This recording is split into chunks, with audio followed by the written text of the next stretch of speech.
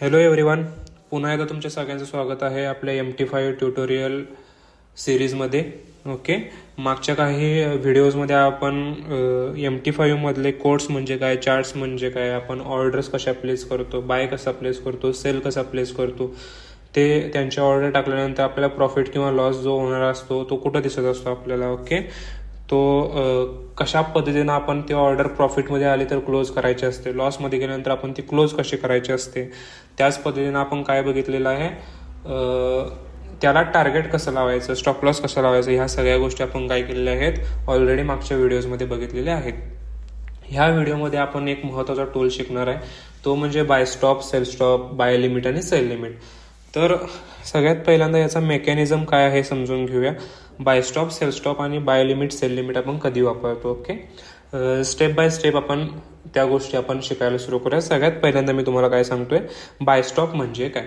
Bye stop हा खास जे ब्रेकआउट ट्रेडिंग करतात त्या लोकांच्यासाठी बाय स्टॉप हा एक टॅब MT5 आपल्याला प्रोव्हाइड केलेला एक सर्व्हिस आहे. बाय स्टॉप असेल किंवा सेल स्टॉप असेल, या सर्व्हिसेस त्यांनी आपल्याला प्रोव्हाइड केल्या आहेत. म्हणजेच काय, समजा आता मार्केटची प्राइस किती सुरू आहे, इथं तुम्हाला दिसायला लागल्या राईट साईडला 3426च्या आसपास आपल्याला मार्केटची प्राइस दिसायला लागल्या. तर मार्केटमध्ये वेगळ्या वेगळ्या प्रकारचे ट्रेडर लोक असतात.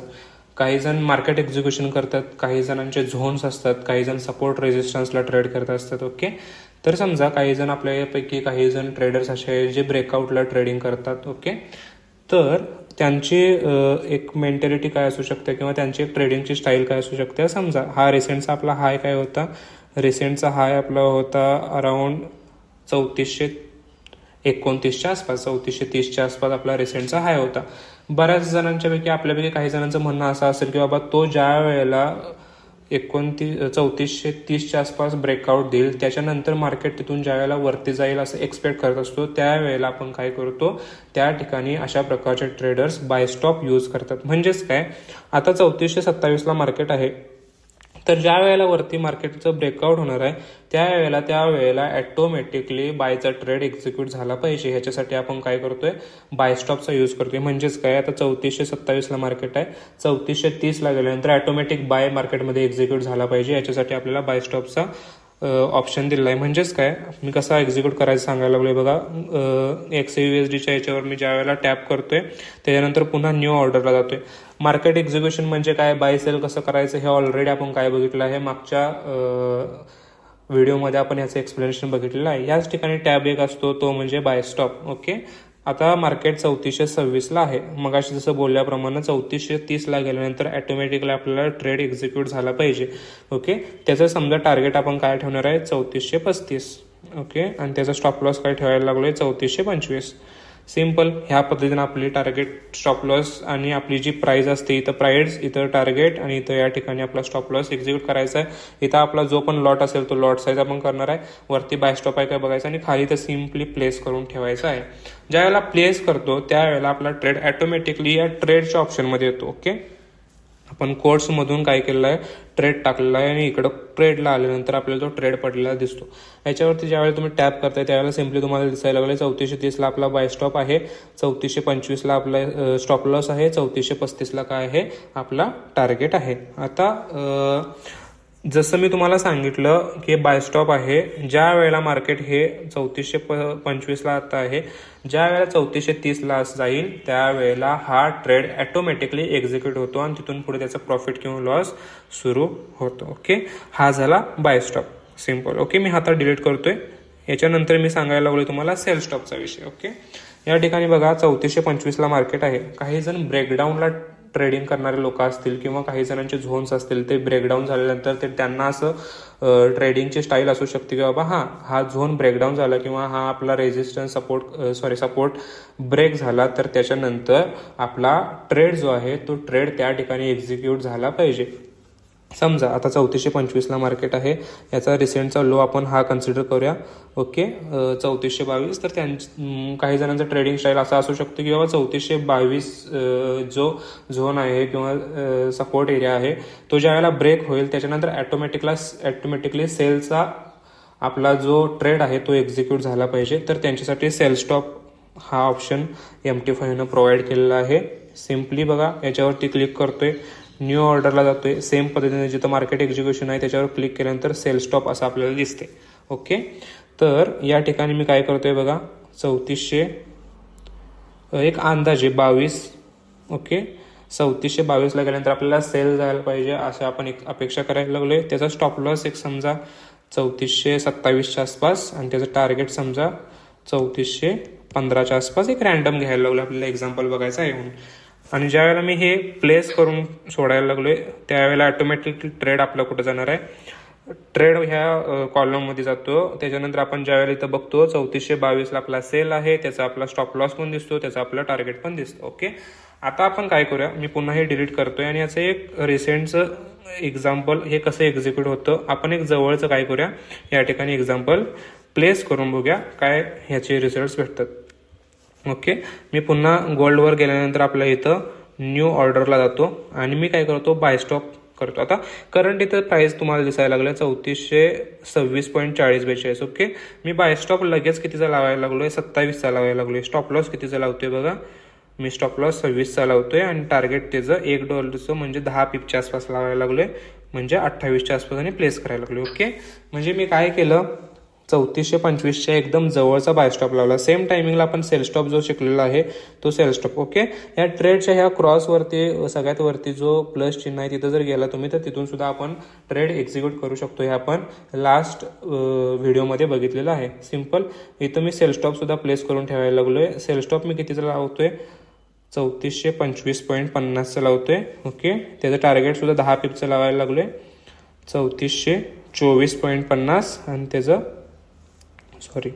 स्टॉप लॉस 26.50 आणि त्याचं टार्गेट 24.50. ओके, हे दोन्ही पण ट्रेड मी काय करूया तिथं प्लेस करून ठेवले, 27ला बाय आणि 25.50ला सेल. आता मार्केटमध्ये काय होतंय तुम्ही चेक करू शकताय. मार्केटमध्ये 3426.37-38च्या आसपास मार्केट खेळायला लागले. वरती गेला की आपला बायचा ट्रेड बसणार आहे, खाली गेला की आपला सेलचा ट्रेड बसणार आहे. कुठला ट्रेड आपल्याला लवकर एक्झिक्यूट होऊन आपल्याला रिझल्ट देतो हे आपण थोडासा वेट करून याचा स्टडी करणार आहे. ओके, 3426च्या आसपास मार्केट खेळायला लागले. आपल्याला एक तर 3427ला मार्केट गेलं पाहिजे किंवा 3425.50ला मार्केटनं आलं पाहिजे, म्हणजे दोन्हीपैकी एक कुठलाही ट्रेड आपला एक्झिक्यूट होणार आहे. सिम्पल. ओके, 3425.60च्या आसपास आलेला आहे. 50ला आल्यानंतर आपला सेल स्टॉप ऍक्टिव्ह होणार आहे. ओके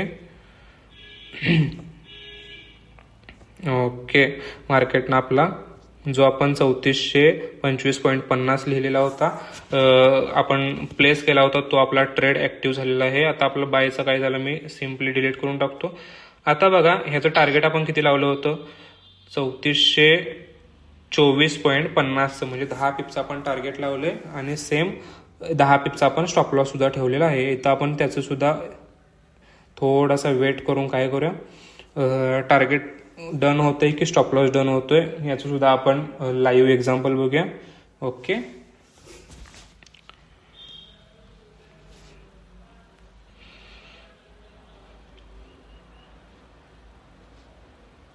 थोडंसं मी टार्गेट आणि स्टॉप लॉस याला जवळ घेतोय जेणेकरून आपल्याला त्याचे रिझल्ट जे असतील ते रिझल्ट लवकर दिसतील.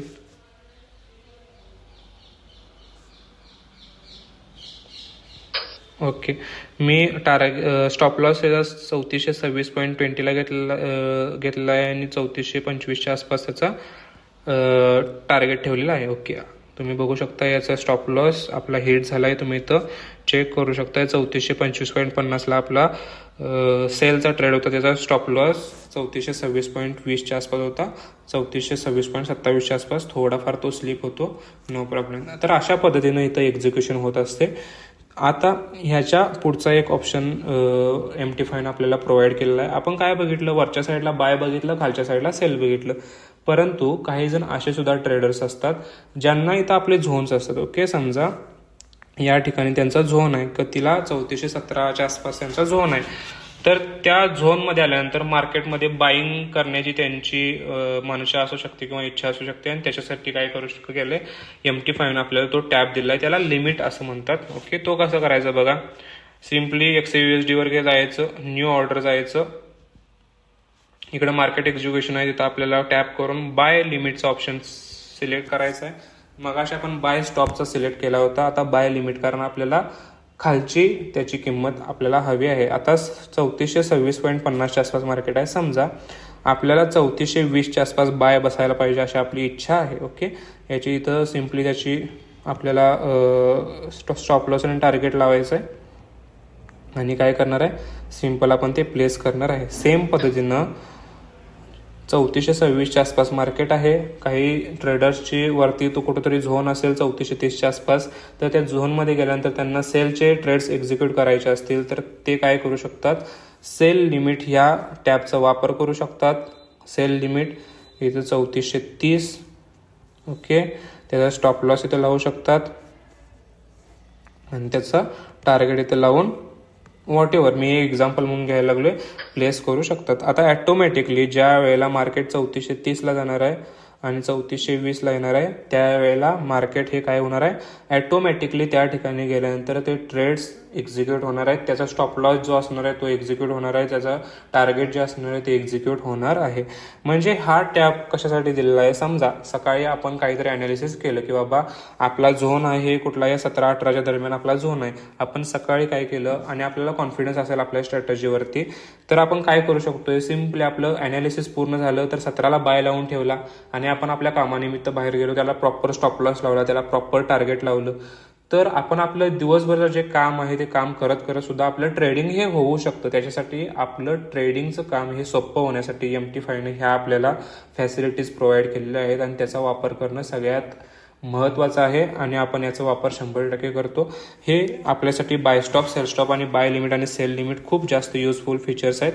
हे फीचर्स आपण आपल्या ट्रेडिंगमध्ये यूज केले पाहिजेत. आपल्या स्ट्रॅटेजीज कशा असतील त्याच्यावरती आपला याचा यूज डिपेंड आहे. ओके, तर MT5च्या सिरीजमधले हे सगळ्यात जास्त महत्त्वाचे आपले एवढे मेजर पार्ट्स होते जे आपण 1 बाय 1 स्टेप बाय स्टेप आपण सगळे कव्हर केलेले आहेत. याच्यानंतर जो उरलेला पार्ट असतो तो म्हणजे हा ट्रेडमध्ये आपले जे ट्रेड्स असणार आहेत. ओके, मी हे डिलीट करतो आणि ट्रेडमध्ये काय होते, एक मार्केट एक्झिक्युशनला तुम्हाला बाय घेऊन दाखवतो. हा बाय घेतल्यानंतर सिम्पली तुम्हाला 0.01 इथं बाय दिसायला लागलाय, त्याच्यासमोर त्याचा प्रॉफिट किंवा लॉस असतो तो दिसायला सुरू होते. ओके, ह्याच्या आधीचे जे ट्रेड्स असतात ते सगळे ट्रेड्स आपल्याला हिस्ट्रीमध्ये दिसत असतात. जे आपण मगापासून केले हे सगळे हिस्ट्रीमध्ये ट्रेड्स दिसत असतात. या ठिकाणी जर तुम्ही कोपऱ्याला उजवीकडे बघितला तर today, last week, last month, last 3 months, तुम्हाला कुठल्या, समजा लास्ट वीकमध्ये जर पाहिजे असेल, लास्ट वीकला जर तुम्ही हे केलं तर लास्ट वीकमध्ये आपल्याला इथं किती ट्रेड्स दिले झालेत, त्यातले किती टार्गेट डन झालेत, की त्याचे किती स्टॉप लॉस सोडलेत, हे सगळं तुम्हाला इथं हिस्ट्री दिसते. ओके, तर एवढं इझिली हे आपल्याला यूज करता येण्यासारखं MT5चं प्लॅटफॉर्म आहे. अँड्रॉइडवरती याचे जे आपण ट्युटोरियल आहेत हे सगळे बघितलेले आहेत. याच पद्धतीनं iOS-मध्ये याचे काय ट्युटोरियल असणार आहे, त्याचं कसं यूज असणार आहे, याचा मेकॅनिझम कसा असणार आहे, याच्यावर त्या सुद्धा आपण लवकरात लवकर व्हिडिओ आणतोय. ओके, याच पद्धतीचे जर आपल्याला व्हिडिओ, इन्फॉर्मेटिव्ह व्हिडिओ पुन्हा बघायचे असतील तर तुम्ही आपल्या पेजला नक्की फॉलो करू शकताय, शेअर करू शकताय, सबस्क्राईब करू शकताय. ह्याच पद्धतीचा आणि ह्याच्यापेक्षा खूप चांगला कंटेंट इथून पुढे आपण आपल्या पेजवरती अपलोड करत राहणार आहे. Okay, thank you.